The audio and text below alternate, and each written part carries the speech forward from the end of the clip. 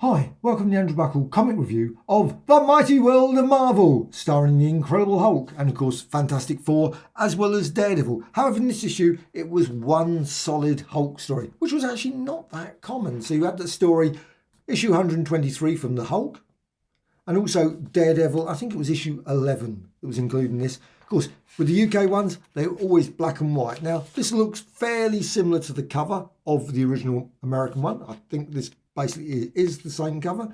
And this was April 13th, 1974. No More the Monster.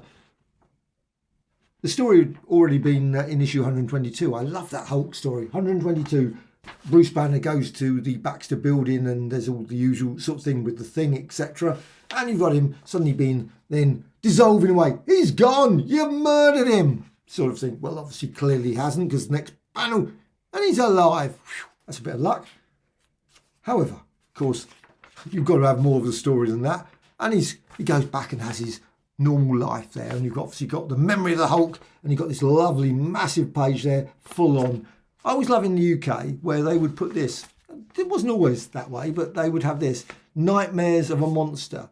But as I said, this is a full issue, not like normally where it would have been half and then would be another half the week after. So this was quite good. I really liked this, actually. It was quite...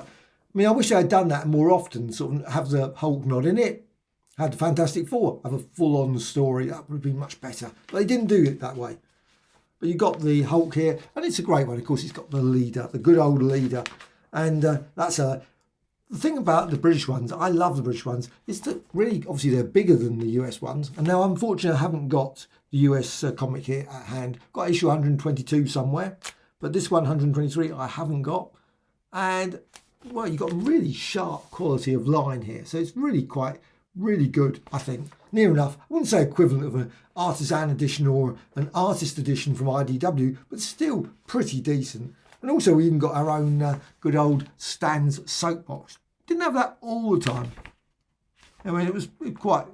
Occasionally it would turn up. And I always loved reading that. And of course you also got here the Brand New Avengers starring the Masters of Kung Fu. Now I got this one at a comic convention. So unfortunately they had piles and piles of Mighty World of Marvel. I got this one because I really like Mighty World of Marvel. They had some Avengers as well. Maybe I should have picked a few of those up as well. They were going quite cheaply, so which is quite nice. Because most time they often can be £3 or £4. These were 25p, which is not bad. So this one, Spider-Man's Comic Weekly, number 61. Spidey versus Kingpin, Iron Man versus Jack Frost. You can tell they're very early issues. And Thor versus Pluto, again, early issues of Journey into Mystery. So you've got those. You've got a little, very, very small checklisting compared with the American one. Still, you've got the leader there, and of course got here, the cursed shall dare shun me, blah, blah, blah. No more. And he, of course, does his usual with his brain sort of. But of course, it all ends in the usual way for the leader. Why does he bother? For a super brain, he's not particularly that brilliant. And next issue, it says, it does. Can't remember. I think that was the Blob next issue. I didn't know. I didn't look, so I might be completely wrong on that. Yeah, and I love always people put the letters page. I always love the letters page because they always put comments like saying, why is DD costumes red in your American mags? How did they know it was red? Well, it's red on the back there. But obviously it was yellow and black, of course, and those sort of things, the early ones. Because we had the early issues. Obviously there was a bit of, confusion there.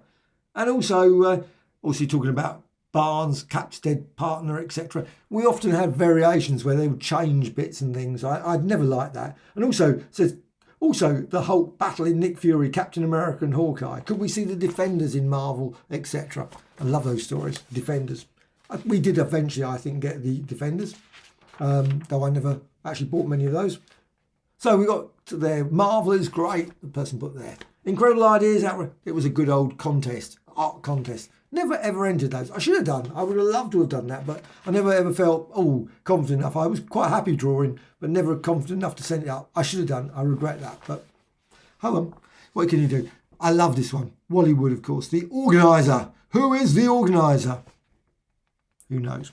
Well, it wasn't probably anyone particularly that great. And you got Bob Powell, brilliant, and Wally Wood as the inker. Of course, Wally Wood did quite a bit of the inking as well earlier. And I just, again, Though in these ones, actually, you can see a bit of roughness in the artwork there. That's not so sharp as perhaps with the one with the Hulk. And you've got the usual standard villains there. They weren't the world's greatest villains, that group. I think they appeared again. I'm certain they did a couple of other performances. You've got Foggy Nelson, of course. You've got Matt Murdock, the usual sort of things. And Karen Page. Karen, Foggy, where are you? Of course, are you here? Of course, he knows they're here. But anyway, he can't say that, can he? That would spoil the story. Did he? I'm not certain. I don't know. Must admit, I don't know if he ever revealed it to. Obviously, I haven't followed the Daredevil story as much as I should perhaps have done, but since Frank Miller was about the last one I ever looked at. So here's Spidey, and people will probably put in the comments below, you must read X, Y, Z of all the Daredevil stories. These are much better than any of the early ones. Probably true. And of course, I have got Marvel's Unlimited, so I could go through the whole load of the every story of Daredevil. That would take a bit of time reading, but why not? Over Christmas, perhaps. Spider-Man Comics Weekly, loved those ones. Always got Spider-Man Comic Weekly. And of course, Master of Kung Fu. Absolutely brilliant as well. But again, like I said, the Daredevil stories, unfortunately, they were always just half the comic. So that was all we got. So it was a fairly short story. And I always loved these things they would always have here. Winner Colour Television. That was something. Winner Colour Television. It's still something nowadays, isn't it? I don't know what that means. Catterjets to be one. I have no idea what a Catterjet was. And you had to do something there in the scale craft. Right, so that's that comic. I love these ones. Absolutely. I collected quite a lot of these ones. A fistful of posters for you, and it was 90p. The lot. Fistful of posters can be yours for only 90p. 90p. They were nice ones there.